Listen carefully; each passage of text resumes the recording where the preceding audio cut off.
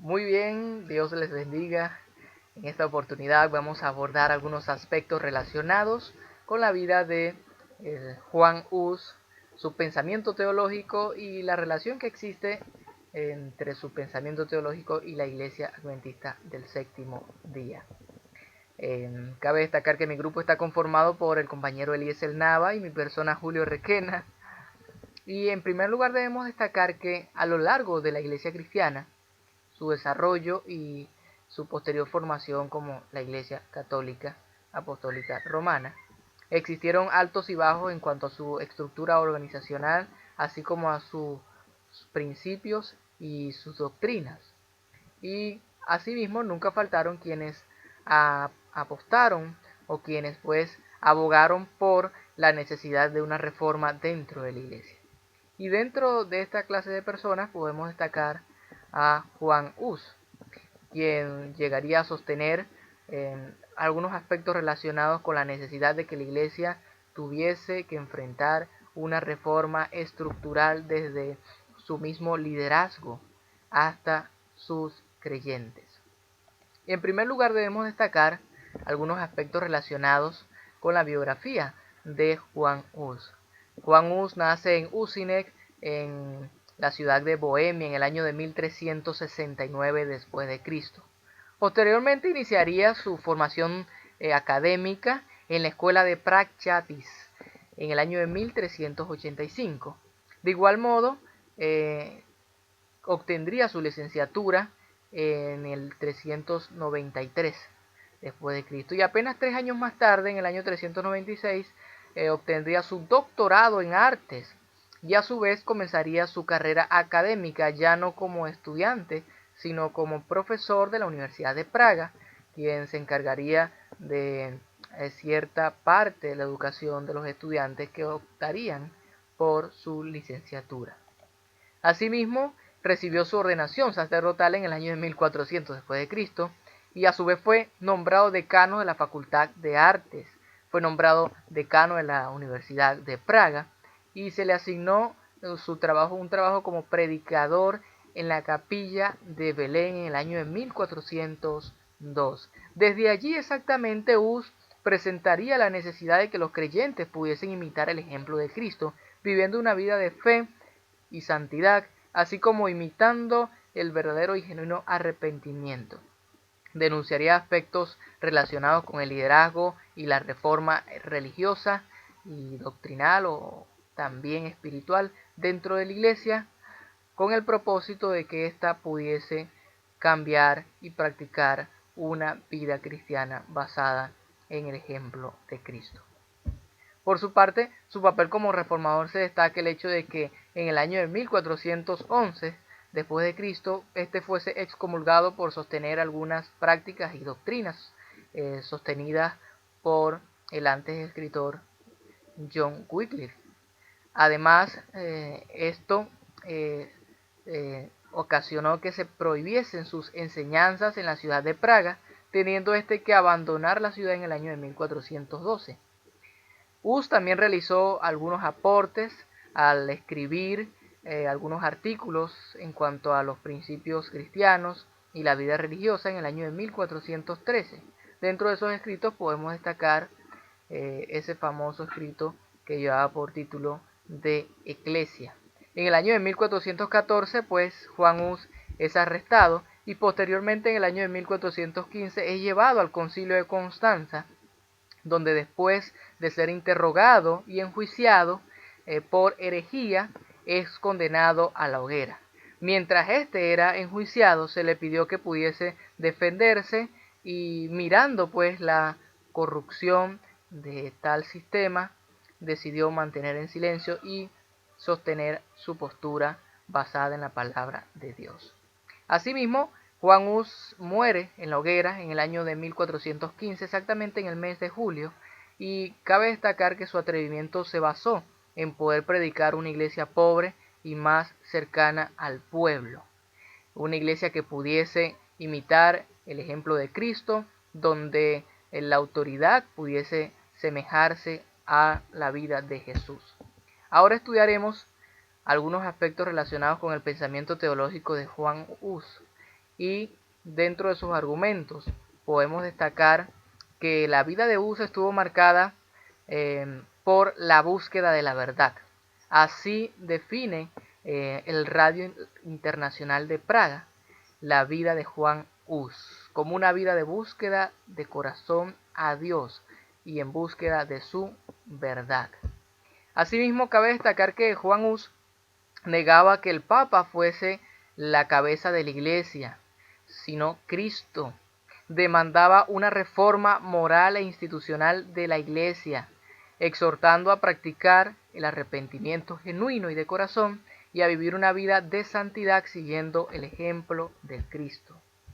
Retó a los reyes y clérigos a renunciar a la corrupción y la inmoralidad que reinaba en aquel entonces. Además denunció a los sacerdotes corruptos e inmorales, diciendo que no eran sacerdotes de Dios, sino del diablo. Y atacó de manera decidida el concubinato y adulterio que muchos llegarían a sostener. Asimismo, criticó la aceptación de dinero por parte del clero al celebrar ciertos sacramentos y atacó las demandas excesivas en cuanto al poder del papado. Demandó pues el hecho de que el papado ejerciese demasiada autoridad sobre los creyentes y sobre la misma iglesia. De igual modo denunció la legitimidad de las indulgencias y las excomuniones. Y pues, lejos de querer imitar la reforma de Juan Hus o de continuar su legado, la Iglesia Adventista del Séptimo Día, al sostener sus doctrinas y creencias basadas en la palabra de Dios, ha concordado en ciertos aspectos con el pensamiento teológico de Juan Hus. En primer lugar, debemos destacar que la Iglesia Adventista sostiene que Cristo es la cabeza de la Iglesia. En su creencia número 12 se dice que la Iglesia es el cuerpo de Cristo, es una comunidad de fe del cual Cristo mismo es la cabeza. Eso se encuentra registrado en las creencias de los adventistas del séptimo día en la página 161. Así que recordemos que Juan Hus también negaba que el Papa fuese la cabeza de la Iglesia y la autoridad de Dios sobre la tierra, sino que Cristo mismo era la autoridad de la Iglesia y por lo tanto la cabeza de su Iglesia. Asimismo, Juan Hus denunció las indulgencias. Las indulgencias eran o se basaban en el hecho de que el sacerdote recibía cierta cantidad de dinero a cambio de una supuesta intercesión delante de Dios para pedir el perdón de los pecados del pecador. Por su parte, Juan Hus no concordaba con esto y al compararlo con las doctrinas de la Iglesia Adventista hoy día, podemos destacar que en su creencia número 24, los adventistas sostienen el ministerio de Cristo en el santuario celestial como un medio expiatorio y como un medio de interceder por el hombre y poder recibir el perdón de los pecados. Dice que Cristo murió voluntariamente en la cruz por los pecados, resucitó y ascendió para ministrar en el santuario celestial en favor del hombre. Así que es el gran sumo sacerdote y comenzó su ministerio intercesor. Esta obra es un juicio investigador que forma parte de la eliminación definitiva del pecado. De este modo, vemos cómo hay una relación entre el negar las indulgencias y ver cómo es Cristo quien realmente intercede por los seres humanos para darles perdón. Siendo así, vemos cómo Juan Hus de algún modo sostenía principios basados en la palabra de Dios. Asimismo, Juan Hus destacaba el hecho de vivir una vida cristiana basada en el ejemplo de Cristo, imitando su santidad e imitando su fidelidad. Y es que la Iglesia Adventista del Séptimo Día de igual modo sostiene en su doctrina número 5 el hecho de vivir una vida cristiana de acuerdo a los principios de la palabra de Dios. En esta doctrina se dice que el llamamiento a la vida cristiana es un llamado a la cruz, a negar continuamente al yo y adherirse totalmente al hombre de la cruz, para que la fe no esté fundada en la sabiduría de los hombres, sino en el poder de Dios. Y también recordemos que Juan Hus, por otra parte, denunciaba el concubinato y el adulterio. Es decir, de algún modo defendía la realidad del matrimonio. Y es que la Iglesia Adventista del Séptimo Día, en su creencia número 23, resalta el matrimonio y la familia, aseverando que el matrimonio fue establecido por Dios en el Edén y confirmado por Jesús. Para el cristiano, el matrimonio es un compromiso con Dios y con el cónyuge, y debería o debiera celebrarse entre creyentes que participan de la misma fe.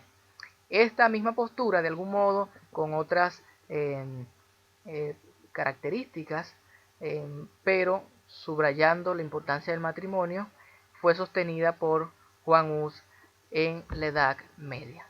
Y por último, debemos destacar, pues, la importancia de la moralidad del obispo o pastor. Juan Hus denunciaba que los sacerdotes no eran sacerdotes de Dios, sino del maligno. Asimismo, destacaba que estos debían ser reformados y debían renunciar a la inmoralidad y la corrupción.